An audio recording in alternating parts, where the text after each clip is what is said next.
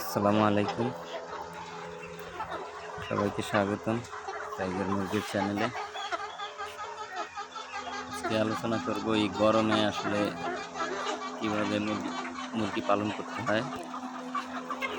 অনেকের মুরগি স্ট্রোক করে এই গরম আসলে, এটা আসলে অনেক একটা বড় সমস্যা। আজকে আসলে আমি কিভাবে পালন করি, কিভাবে স্ট্রোক থেকে রেহাই পাইছি বা এখন পর্যন্ত কোনো সমস্যা হয় নাই, ওইটাই আসলে আলোচনা করব। গরমে সবচাইতে প্রথমত সমস্যা হচ্ছে মুরগিকে ঠান্ডা রাখা। মুরগিকে ঠান্ডা রাখতে হলে এখন কি করতে হবে? প্রথমত যাদের এই টিনের চাল দেওয়া আছে তারা বেশি বিপদে। টিনের চাল দেওয়া থাকলে আমি ওই যে টিনের চালের নিচে ওরকম ছালার বস্তা বা যে কোনো বস্তা দিয়ে করছি, চাদুয়ার মতো করে দিছি। আবার অনেকে আপনি পাটখড়ি দিয়েও করতে পারেন,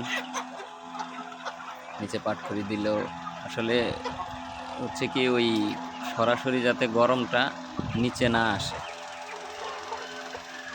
এই জন্য আপনি যে কোনো কিছু দিয়ে ওইটা আটকানোর ব্যবস্থা করবেন। তারপর হচ্ছে গিয়ে ফ্যান তো 24 ঘন্টা আপনাকে চালাইতেই হবে, যেই পরিমাণ গরম। এরপরও আপনি উপরে চালের উপরে পানি দিতে হবে। এখন কীভাবে দিবেন? অনেকে পাইপ দিয়ে ভিজিয়ে দেয়, আবার অনেকে ঝর্নার সিস্টেম করে নিছে। টাইমটা হচ্ছে আপনার 11টা থেকে 3টা-4টা পর্যন্ত অনেক গরম পড়ে। আপনি এই টাইমটা যাতে চালটা ঠান্ডা থাকে ওই অনুযায়ী আপনি পাইপ দিয়ে নিজে দিবেন, না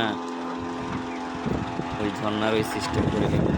যার যেরকম সামর্থ্য আর কি, আপনি যেভাবে পারেন আর কি ওটা ঠান্ডা করার ব্যবস্থা করবেন।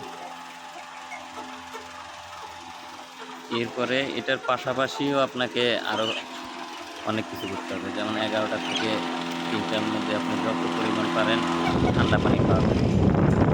অনেকে আছে সকালে পানি দিচ্ছেন একবারে, আবার দুপুরে দিচ্ছেন। এরকম করলে হয়তো অনেক সময় দুপুরে পানিটা গরম হয়ে যায় গরমে। এই জন্য আপনি যত পারেন 11টার পর থেকে দেখা গেছে 2বার পানি বদলায় দিলেন, পরপর একটু গরমের সময় একটু কষ্ট হবে। আর এই মুরগি তো অন্যান্য মুরগির থেকে অনেক ভালো। আপনার অন্যান্য মুরগির পাইপ দিয়ে পানি দিয়ে ভিজাই দিলেও কাজ হবে না, তারপরে মুরগি স্টক করে। এটা আলহামদুলিল্লাহ অন্যগুলোর চাইতে রোগ প্রতিরোধ ক্ষমতা বেশি, প্লাস এটা স্ট্রোকও অন্য মুরগির থেকে কম করে। ডিম পাড়া মুরগি হইলে একটু সমস্যা। এখন মুরগির মধ্যে একটু আছে, আপনার পাশাপাশি ওটা তো করলেনই। এরপরে পাশাপাশি করতে হবে হচ্ছে ডিম পাড়া মুরগি হইলে এটার পাশাপাশি আপনি যদি স্ট্রোক না করে ওইরকম ঔষধ মেডিসিন পাওয়া যায়, ডাক্তারের সাথে পরামর্শ করে আনতে পারেন আপনি দিল্লি। আর যদি ওইরকম মাংসের জন্য যারা করে বাচ্চা, দেখা গেছে 0 বাচ্চা থেকে 1.5-2 মাস 2.5 মাস এরকম আছে, ওগুলোর আপনি ভিটামিন সি জাতীয় লেবুর রস খাওয়াইতে পারেন। আবার আপনি ওই মেডিসিন ভিটামিন সি জাতীয় মেডিসিন পাওয়া যায়, গ্লুকোজ এরকম টাইপ আর কি, ওগুলি খাওয়াইতে পারেন। আর যদি ডিম পাড়া মুরগি হয় তাহলে আপনি স্ট্রোক যাতে না করে ওইরকম ওষুধ খাওয়াইতে হবে পাশাপাশি। এটা ঠান্ডাও রাখতে হবে, প্লাস এই ওষুধটা খাওয়াইতে হবে। তাইলে আপনি অনেক রেহাই পাওয়ার সম্ভাবনা অনেক আছে।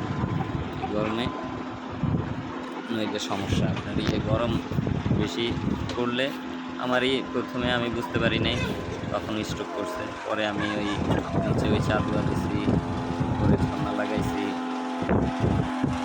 প্লাস স্ট্রোক যাতে না করে ওই ওষুধটা খাওয়াইছি। এখন আলহামদুলিল্লাহ এখন আর সমস্যা হচ্ছে না।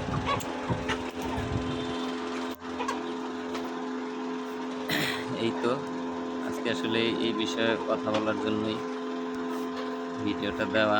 এই গরমে আসলে অনেক সমস্যাই, আর জায়গার পরিমাণটা একটু বেশি হইলে আরও ভালো হয়। যারা গাদাগাদি করে মুরগি পালেন তাদের জন্য তো আরও সমস্যা। 2 স্কোয়ার ফিটে একটা মুরগি রাখার চেষ্টা করুন, বড় অ্যাডাল্ট মুরগি হইলে।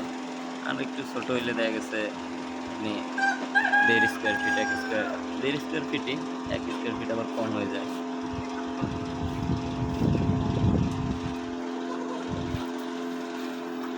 আলহামদুলিল্লাহ দেখেন মুরগিগুলা আমারগুলা আমি এইভাবেই পালন করতেছি, এইভাবেই সুস্থ আছে। আপনারা চাইলে এইভাবে ট্রাই করে দেখতে পারেন। গরমে উম আসলে কোনো মাসেই শান্তি নেই যদি আপনি ঠিকমতো না পালন করতে পারেন। গরম হোক, শীত হইলে আবার আরেক ঝামেলা। কারণ আপনার আসলে এটার পিছনে শ্রম দিতে হবে। শ্রম না দিলে আপনার ঝামেলা করতে হবে। আর আরেকটা বিষয় হচ্ছে আপনি খাবারটা দুপুর সকালের খাবারের পর আর ৪টার আগে আপনি খাবার দিবেন না। কারণ খাবার থাকলে শরীর একটু গরম বেশি থাকে মুরগির।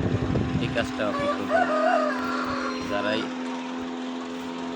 দেখতেছেন ভিডিওটা এইভাবে ফলো করলে আশা করি আর সমস্যা হবে না। আজকের মতো এখানেই। সবাই ভালো থাকবেন আশা করি।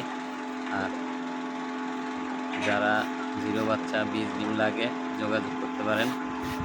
আশা করি দেওয়া যাবে।